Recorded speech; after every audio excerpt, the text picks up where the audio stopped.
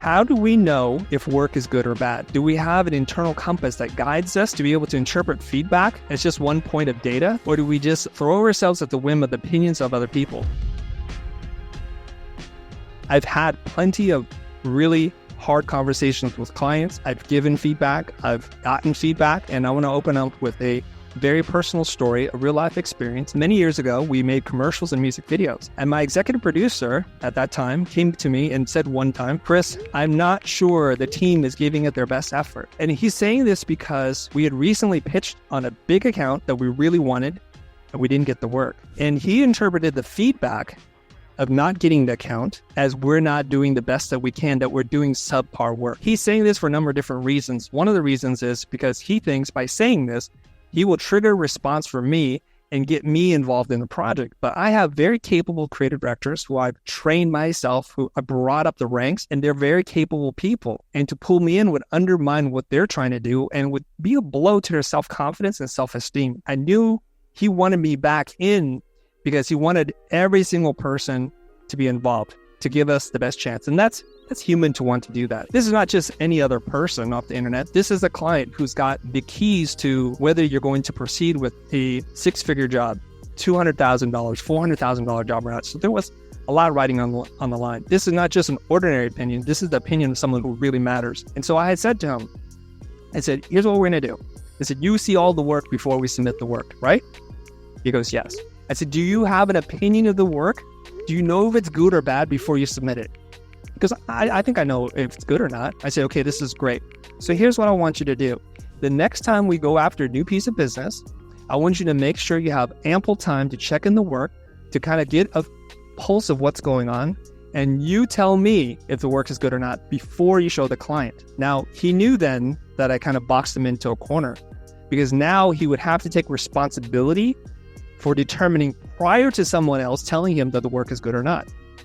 So you can see the conundrum here is if he later on complains that we lost the work because it wasn't good enough, then he's at fault. He has some accountability here. And if we win the work or whatever, then he also has some responsibility to say, you know what? I felt it was good and we took our best shot and we did bring in that project. This is really critical.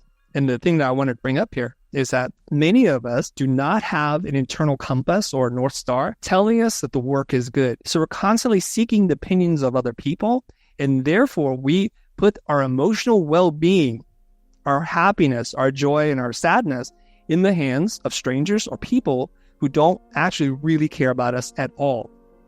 And there's no shortage of opinions out there. Like they say, everyone has an opinion and a butthole. I don't want to really see either. So this is really critical. So I want to bring out this next slide. And I want to talk a little bit about intrinsic versus extrinsic motivation. Now, these are fancy words, intrinsic and extrinsic. But if you just focus on the key words here of in and ex, internal and external. So intrinsic is you're making decisions and you're doing things because it brings you personal happiness, joy, fulfillment, because you find something to be challenging. You're just doing it for you. The reward comes from you. Versus extrinsic motivation, which is generally done to please other people, generally because we want to receive a reward. We want to get more of a reward, or we're trying to avoid, we want to lessen the amount of punishment. So if I tell my son, keep your room clean, what do you think he's going to react to? Is it an intrinsic motivation that he's going to keep his room clean? Or is it an extrinsic motivation to keep it clean? What do you think, Zoom people, all you Future Pro people? What'd you say? Extrinsic. Why is that, Kezia? Because it's external, it's coming from outside, not within. Okay, so what might he be thinking, my young son here? What might the reward be if he keeps his room clean? A bigger allowance? He gets no allowance, so bigger than zero, yes. He gets an allowance, maybe. And what about the punishment? No games. No games. Somebody who knows something about children, right? No games. Perhaps it's like, or I'll keep nagging you about it. My tone, my mood, my temper will change for the worse. You don't want to see that. So a lot of times people are doing things because of externally motivated reasons, right? It's almost the exact opposite of intrinsic, just like the name implies. Sometimes he can actually be motivated by both. This can exist. So for example, if we're working a new business pitch, I want to have pride of the work I'm doing. I want to feel good that the work is at my standard. And if it's so good that it actually brings in a new client that helps me to pay for the salaries and it gives me that boost, that means that I'm motivated by both. And that's totally okay too. I only want to point this out because it's related to this idea of feedback, that the feedback that you get can wreck you if you have no internal sense of what is good and what is bad.